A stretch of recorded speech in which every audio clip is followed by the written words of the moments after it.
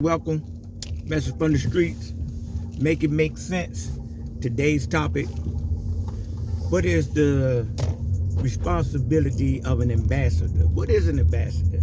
An ambassador is someone that takes on the representation of the one that sent them or of what they believe in.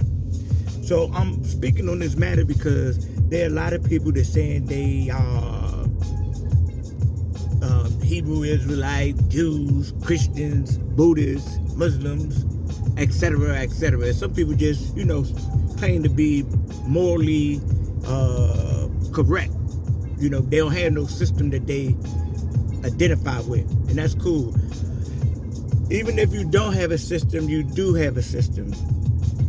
And the thing about your representation is that if you're saying say that you as a Hebrew Israelite, or you're a Christian or a Muslim or a Jew or so forth and so on, or you're just this moral person and you out here demonstrating in an erratic type of way.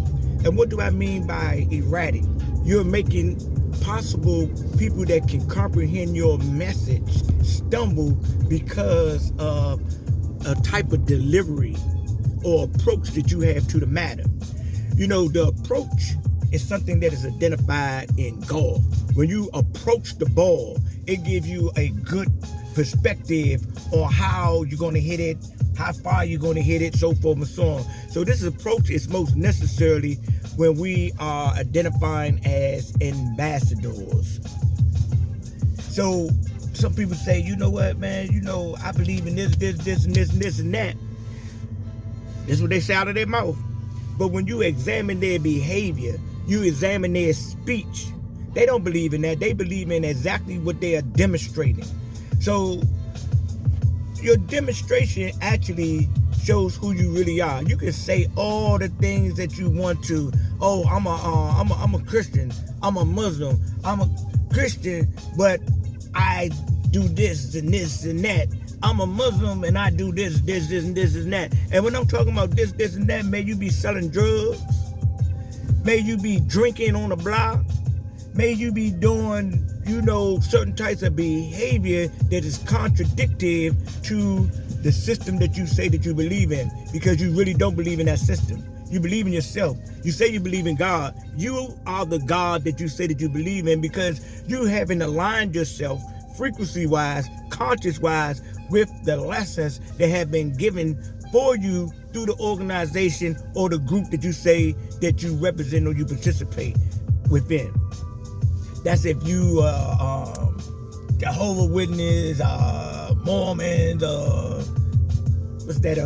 Mason, any type of group. We get out here, we make ourselves alliance with these groups, and these groups have particular types of characters and represent certain types of morals and principles, but we turn these groups into gangs. Muslims, Christians, Hebrew Israelites. And then you start following behind people and information that you yourself don't investigate. That's where a lot of people go wrong. I'm going to take you back to the book of Deuteronomy. It said that you got to look for the Most High with all your heart, mind, soul, and strength. So that don't mean if you go down the street and you go to the church that the Most High is there. Or if you go to the mosque or the synagogue or the temple and the Most High is right there. Because you just walk down there and you came to a place and you just say, oh yeah, this is the place because this is where my mother, my father, and my community has promoted. One thing that I have learned, that there's a micro and a macro. We are a micro representation of the macro. Some people don't believe in what I'm about to say, but that's on them. God is within every human being. God is within everything. The all is in the all, and the all is all. It's no question about it. Everything is within creation. So for an organization telling you it's shirk to say that God is within man, I'm in disagreement with that. God has to be within man. God is within these animals.